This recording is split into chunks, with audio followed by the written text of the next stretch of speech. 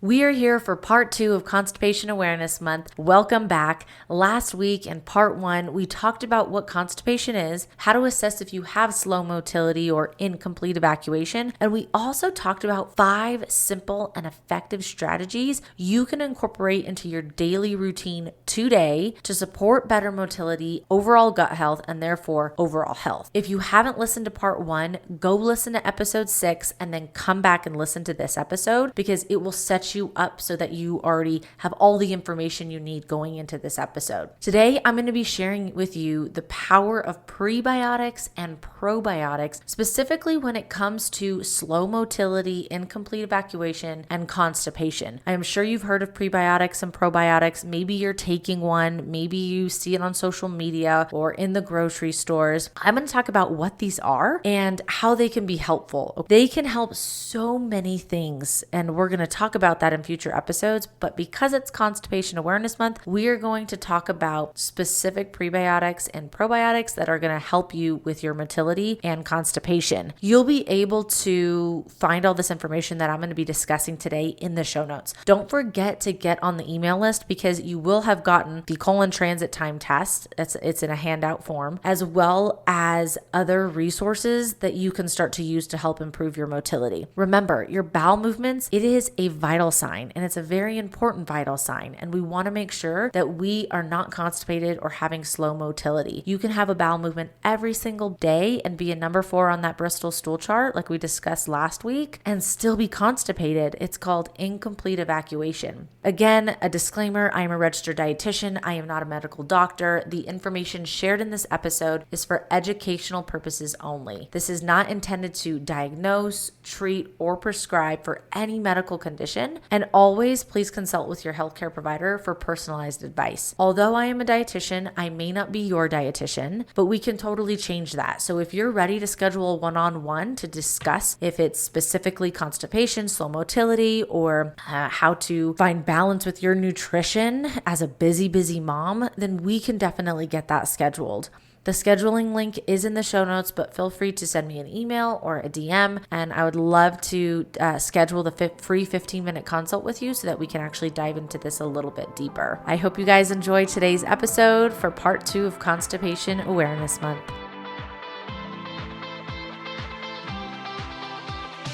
Welcome to Strong and Nourished Mama, the podcast dedicated to helping busy moms thrive. I'm Val, functional sports dietitian, prenatal and postpartum fitness coach, and first-time mama. I'm here to guide you on a wellness journey with simple, practical strategies to keep you feeling strong, nourished, and energized every day. Whether you're juggling work, family, or finding time for yourself, I'll share tips on nutrition, health, and wellness tailored just for moms. So if you're ready to feel empowered and recharged, let's dive in to today's episode and start building a stronger, more nourished you. Enjoy the show.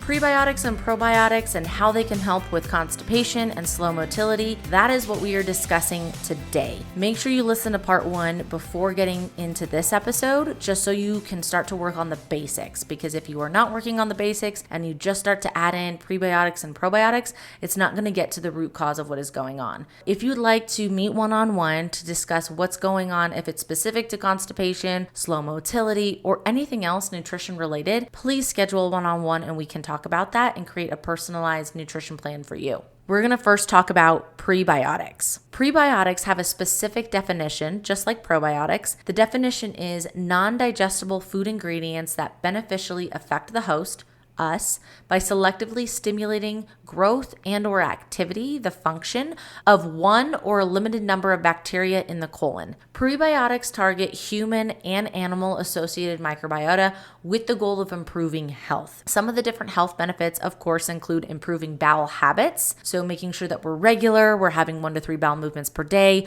we're getting everything out within that 48 hour max time period. Also reducing constipation and diarrhea.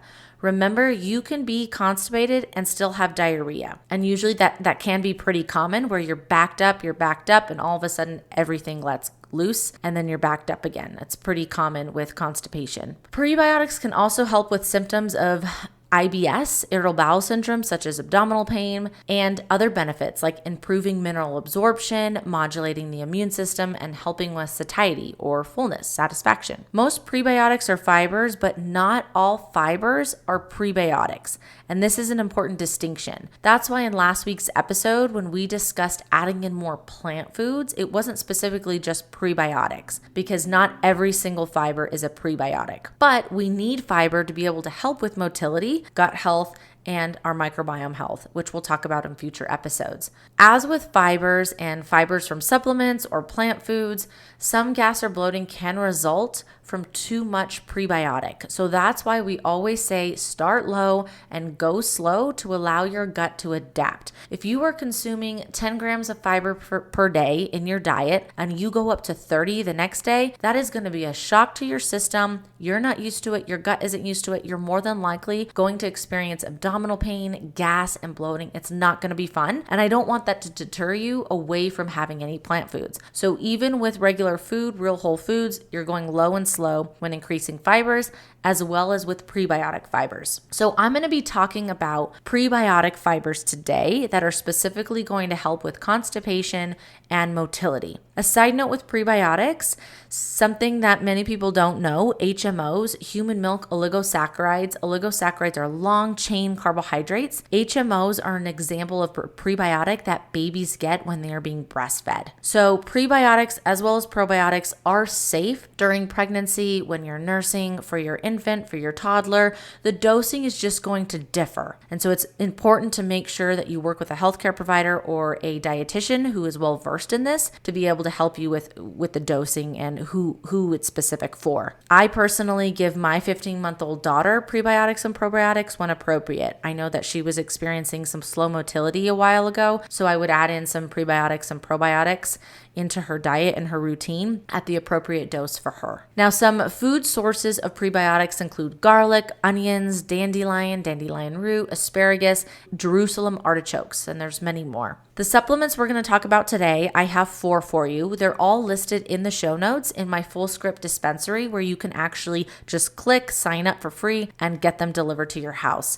This is great because you can't always find these brands and these products at the grocery store. So the first one we're going to talk about is partially hydrolyzed guar gum, or PHGG. The brand name of PHGG you'll see in Sunfiber, and sometimes other products will have Sunfiber in their product. It's derived from the guar bean plant, and it's made into this soluble fiber that you can mix in water. It dissolves it. You can't taste it or see it or anything. I will put it in oatmeal or smoothies. I'll put it in water, and I'll even put it in some of my daughter's things. Now, as I mentioned with the definition of prebiotics, it's not only for human-associated microbiota, but animal-associated microbiota as well. So I have used this when appropriate for my dogs at home. Now, PHGG, partially hydrolyzed guar gum, increases the beneficial bacteria, bifidobacterium, and butyrate-producing microbes. In future episodes, when we dive deep into the microbiome, we will talk about this further. PHGG can improve constipation and diarrhea, as well as IBS and abdominal pain, and this is a really great prebiotic fiber for those on a low FODMAP diet. The dosing for PHGG is about 5 grams per day, but you can work up to 10 grams per day or up to bowel tolerance, meaning if you can withstand a little bit more, then that's totally fine. So I always recommend people, it comes with a scoop that you'll do about half a scoop, mix whatever you want to mix it in, and then allow your gut to adapt, and then work up to 1 scoop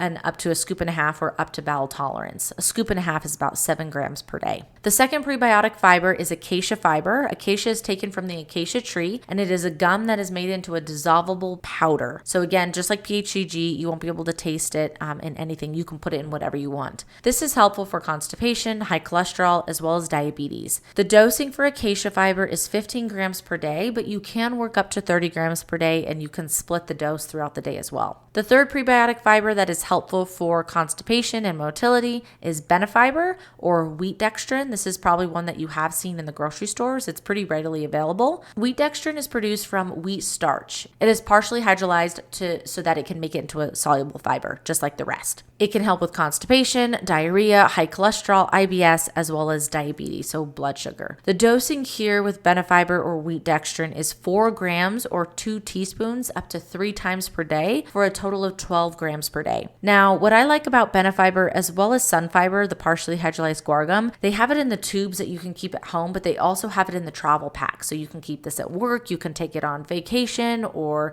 work travel. It's really, really easy to travel with. And I actually really recommend that to my clients because a lot of the times when people are on vacation, they're out of their routine and they may just be a little bit slower with their motility or constipated until they go back home. And so this can be just something to avoid that. So you can just take it with you. The final prebiotic fiber I'm going to discuss is Psyllium Husk.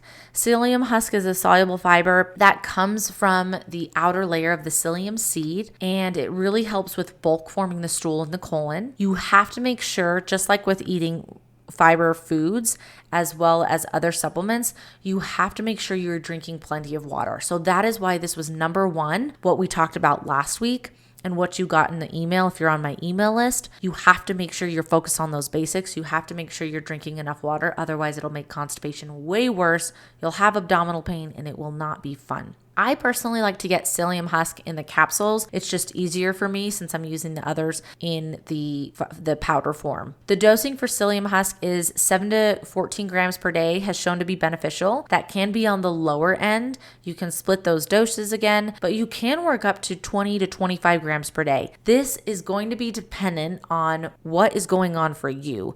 If it's chronic constipation, if your colon transit time is like a week, 2 weeks long, then maybe it's appropriate to go to those higher doses. But again, make sure you're working one-on-one with a dietitian or someone who is well versed in this. And if you'd like to schedule something with me, we can definitely do that to make sure it's appropriate for you. And as I mentioned in a previous episode, you have to be mindful of what you are currently doing with your supplements as well as medications, anything else that is going on. So I don't want you to just start taking all of these supplements. Okay, it's important to make sure there's no contraindications. So you are going to find all of these prebiotic fibers in my full script dispensary link in the show notes. You don't need to start with all of them. You can just start with one. If you need to find out what is more appropriate for you, then it would be best to schedule a one-on-one with me. So we talked about prebiotics. Okay, I want you to think of prebiotics as food for your live microbes within the gut. Probiotics have a specific definition as well, defined as live microorganisms which when administered in adequate amounts, confer a health benefit to the host, which is us. Okay, so these are live microbes that you are taking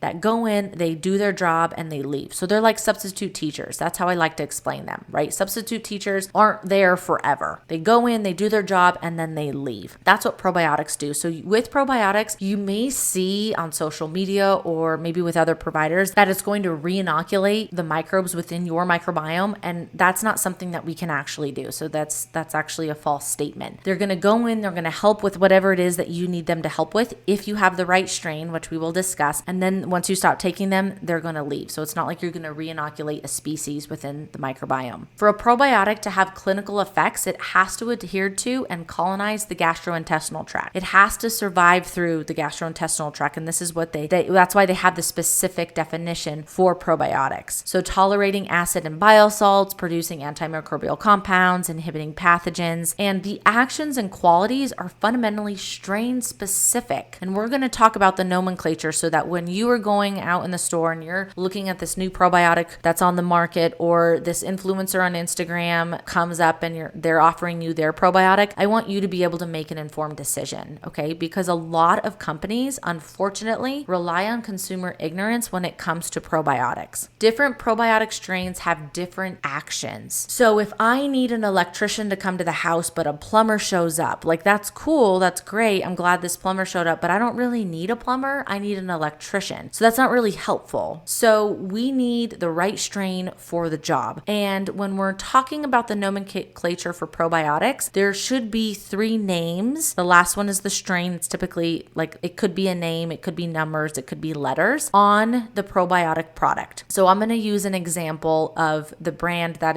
you can pretty much find anywhere. It's called Culturelle, and it has Lactobacillus rhamnosus GG in it. So when you look this up, or if you have it at home and you look at the back, Lactobacillus is the genus, rhamnosus is the species, and GG is the strain. There are so many products on the market that don't have any strains, and we need the strain because that is what is specifically researched to help with constipation and motility, or to help with blood sugars or anxiety, depression, or when you're taking antibiotics, or to help prevent UTIs and improve the vaginal flora. Like, the strain is very specific, and so many products don't even have a strain. So it could be a waste of money. Now, I'm not saying that the genus and the species, they're not helping you out, but again, it is strain specific when we are talking about the actions and the qualities of a probiotic. So you have to see 3 names. The last one will be like, again, numbers, maybe a name or letters. But Lactobacillus, that first one is the genus. The second one, rhamnosus, or whatever it is on the product that you're looking at, is the species. And the third one, GG,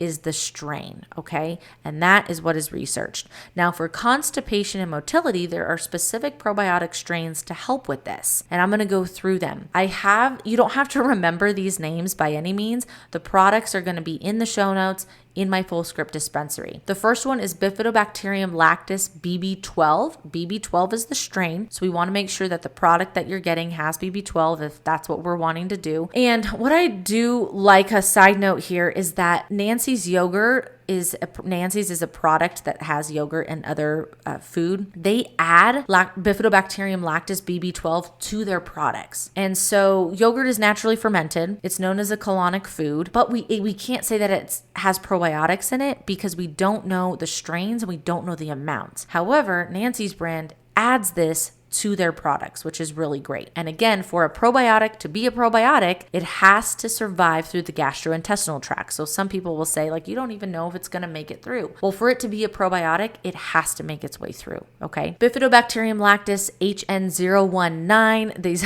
really, really fun names here, guys, especially with the strains. That is one that's really helpful for constipation and motility. Lactobacillus acidophilus NCFM.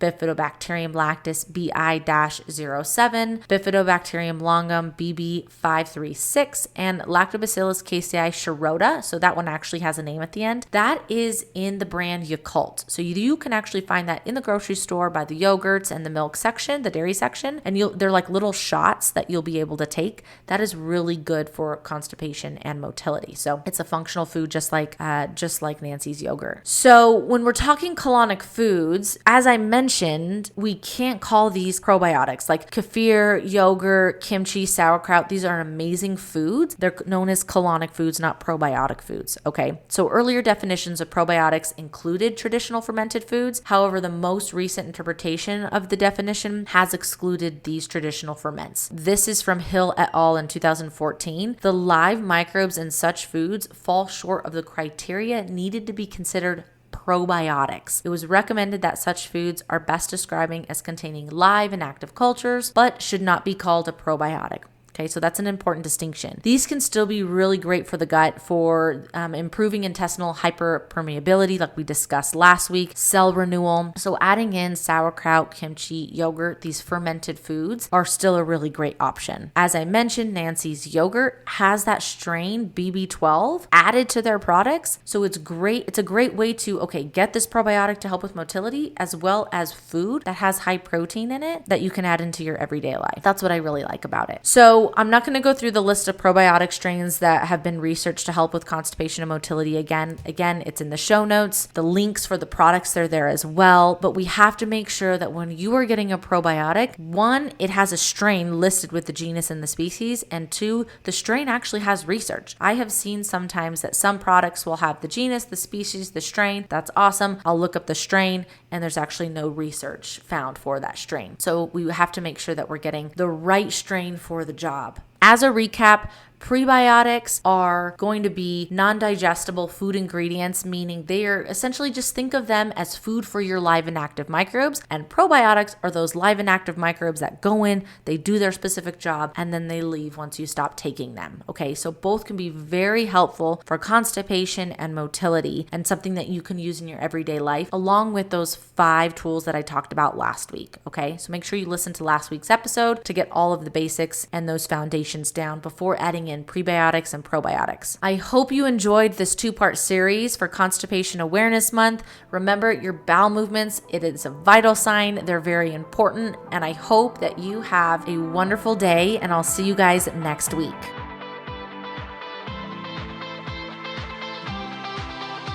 Thanks for tuning into this episode of Strong and Nourished Mama. If you enjoyed today's show and found value in it, I would love for you to leave a written review on Apple Podcasts. Your feedback helps me reach more mamas like you, and I truly appreciate your support.